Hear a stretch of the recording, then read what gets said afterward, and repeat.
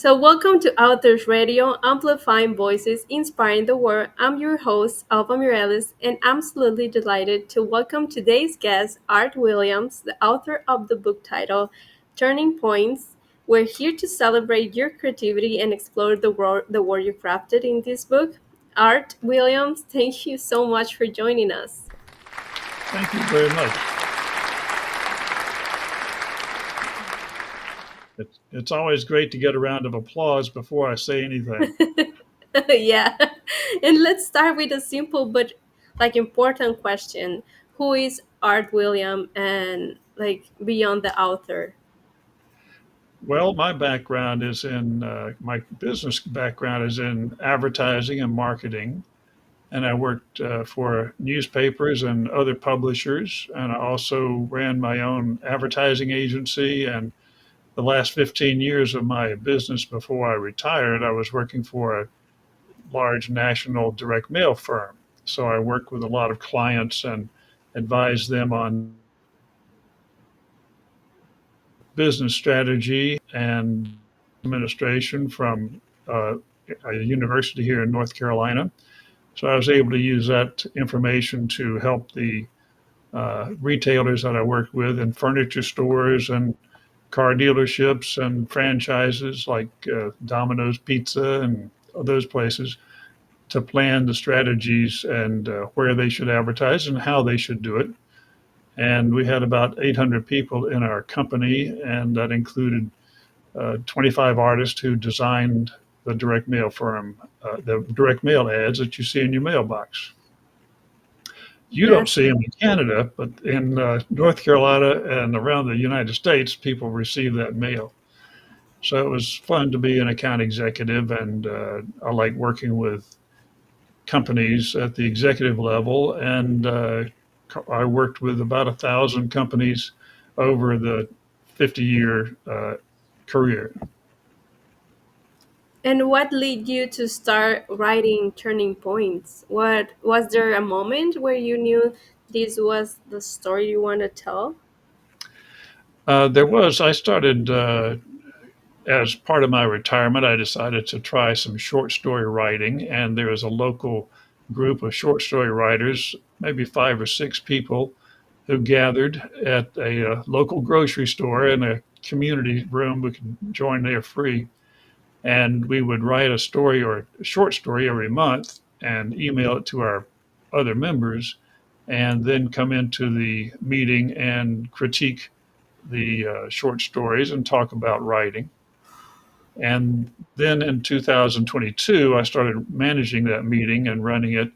And that was when I wrote a chapter that actually turns out to be the beginning of what turned into the novel. It was about there's a chapter in the middle of the book that I added to the front and the back of it to come up with 80,000 words. My concern and joke at the time was I've got 80,000 words, but I don't know if they're the right words or if they're in the right order. Yeah, it's hard sometimes to, organize all those thoughts in one story. But you take us on a journey through loss and war and love and resilience. What drew you to use these themes? I grew up watching westerns on television when I was a boy, and my neighbors and I always played cowboys and Indians. And if a boy could get into a fight, he would. And if you could throw stuff at your neighbors, you would. And so we had rock fights. And uh, if you magnolia trees have these great seed pods that fall down, and they look like a good weapon, and you throw those at each other. But we were cowboys and Indians, and we watched the westerns on TV. And in the United States, the western is still the most popular uh, type of show we're watching these days. 1923 and 1883 and Yellowstone and other westerns. So I grew up watching those westerns and wearing cowboy hats and 6 guns. I had 2 Roy Rogers six guns, and I could spin those pistols around and shoot caps, and that was a lot of fun. So I also watched a show called Wagon Train, and that was a story about what was happening in the 1800s to settle the United States. So when I started writing this first story, I just wrote a little blurb about the scout who's out front of the wagon train and is usually 1 or 2 days ahead of the wagon train, making sure everything is safe. And from that, I got interested in the characters. There are 5 or 6 main characters. The protagonist is named Andrew Green. He's a captain in the military uh, toward the latter third of this book. And he goes through a lot. He grows up on the farm. He gets uh, engaged to his childhood sweetheart, and he eventually winds up in the military to try and make a fortune because he didn't have any money. As the second son, back then, the law was that you would not inherit anything. The eldest son would inherit everything. So he had to seek his fortune, and part of that was uh, getting into the military because back then the federal government would give you 160 acres after you served your term in the Army. So that's where he got his first farm and then was able to add to it. Okay, and like many authors draw inspiration from real life, are there any personal experience or observation that influenced the creation of Turning Points or any of its character? I grew up in the south of the U.S., in Georgia and Tennessee and North Carolina. And with my work, I traveled as many as 20 states and called on a lot of different companies and people and have had a lot of good experience. I've been out west with uh, the Boy Scouts and hiked the Grand Canyon and stayed on Philmont Scout Ranch out there, which is rugged camping for 10 days. And you get to eat trail food and dodge some of the biggest chipmunks I've ever seen, and also avoid bears. But you go on a hike, and it's a lot of fun. So seeing the Grand Canyon was magnificent, and being able to hike down into it and hike back out was a big event in my life then when I was just 17. I started riding horses when I was 12. My family would go from Chattanooga, where we lived, to Greensboro, North Carolina, and we always stopped in Gatlinburg. And you could rent horses and ride trail horses, and so I really like the animals. I don't get to ride very often these days, and I wouldn't be able to afford a horse, but they're great animals. So a lot of different things. Having grown up in Tennessee, I was familiar with the land anyway, and I studied history in college as well as English and creative writing. So all those things sort of came together, but it does take a lot of time and a lot of experience, I think, to be able to write a novel. At least it did for me. And until I became a husband and a father, I didn't really appreciate some of the aspects of life that we all go through. So, Turning Points is the title, and it's because we all go through that, whether you're finding a place to live or a work to pursue, or finding a life mate, or becoming a parent, or having to struggle with all the vagaries and incidents and accidents that happen along the way. So a lot of those things are translated from, say, today's setting in modern times back to the 1800s. And I enjoy research, so I did a lot of research too, just to make sure that historically I was accurate, because I figured the date that I have for this book is around 1830 to 1845, 1848. And some of the terminology that I expected to be there wasn't there. People were not called cowboys.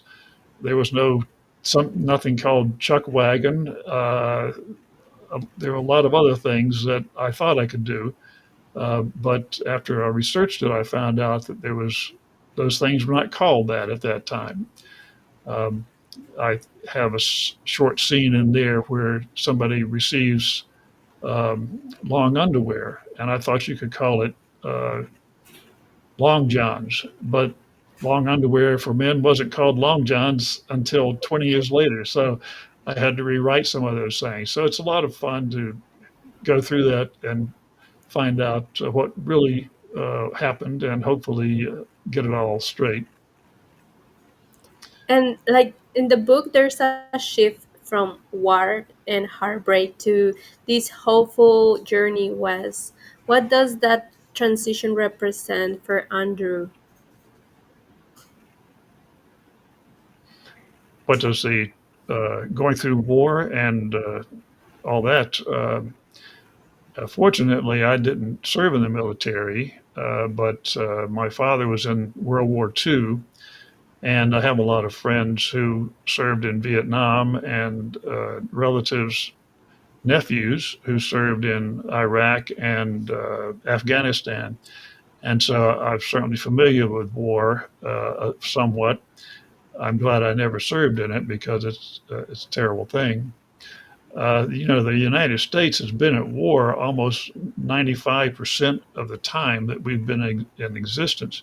We're at war somewhere all the time, which is an unfortunate thing, but it shows that you have to be prepared. So, understanding war and the consequences of it for individual soldiers is a part of what I've seen. And it's a dramatic thing, it's a traumatic thing, and people have nightmares and PTSD that we know what to call it these days.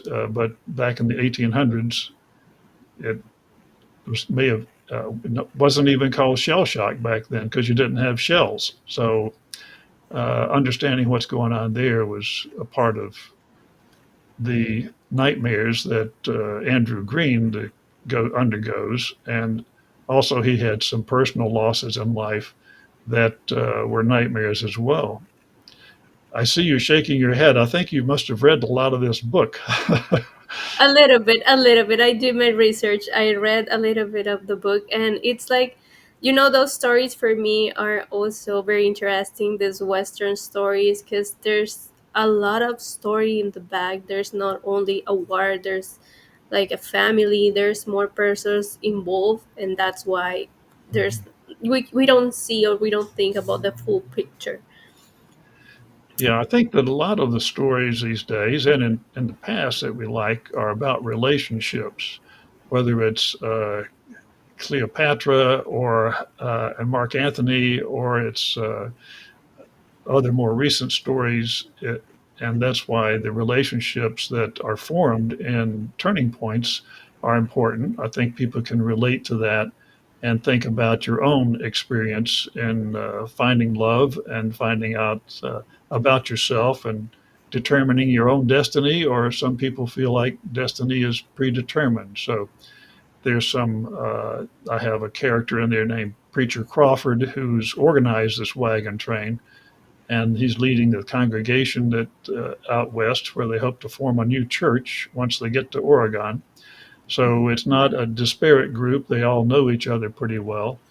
And Andrew Green, as the wagon master, brings in some outside folks to help and keep the group secure. And some of those folks add to the tension and chaos of making the trip.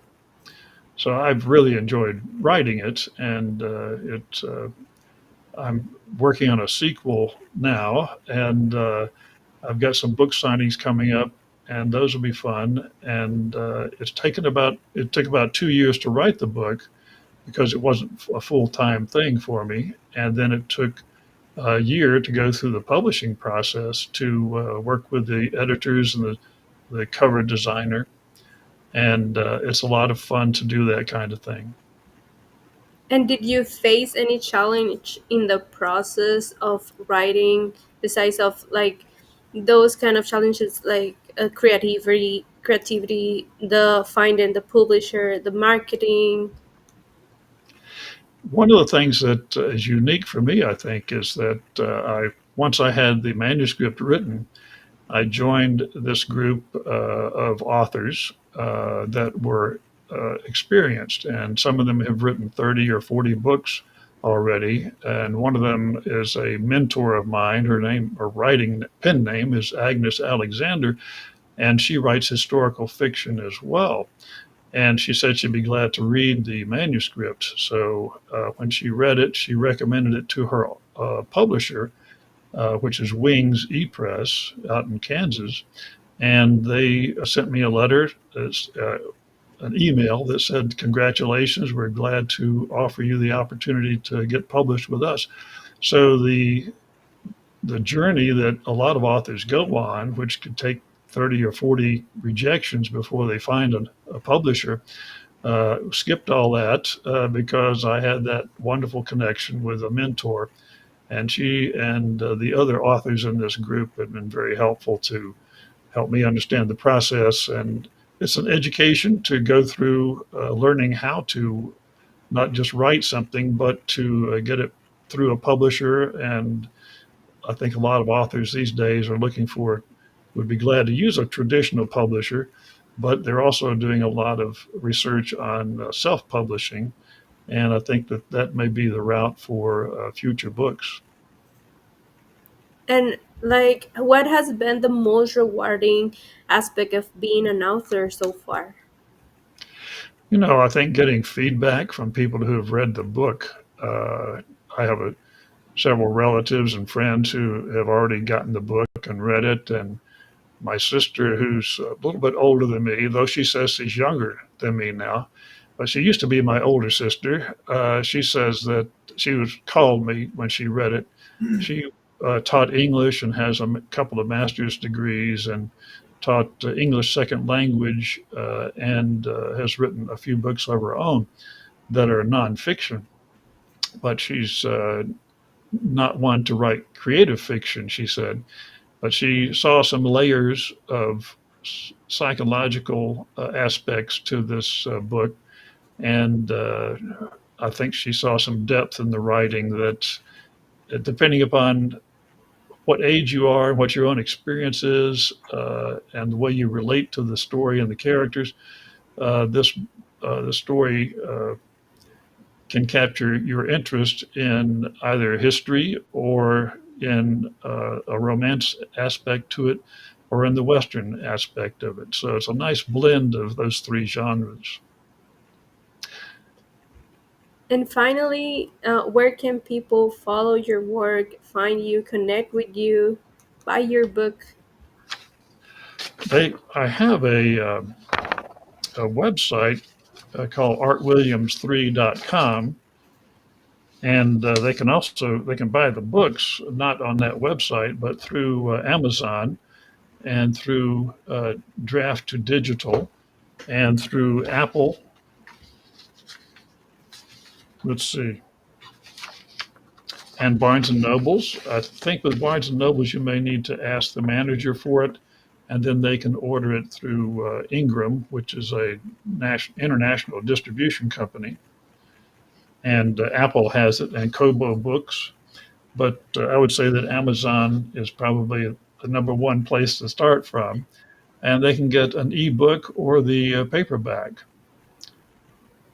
And you mentioned the book signing. Book signing. Where is the book signing?